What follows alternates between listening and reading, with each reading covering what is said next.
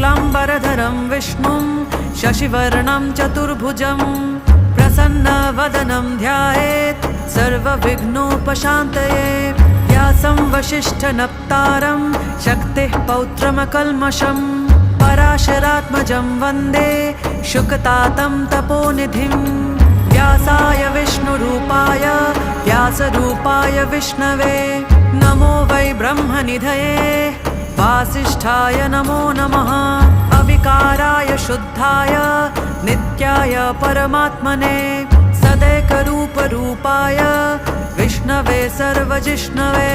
यस्य स्मरणमात्रेण जन्मसंसारबन्धनात् विमुच्यते नमस्तस्मै विष्णवे प्रभविष्णवे।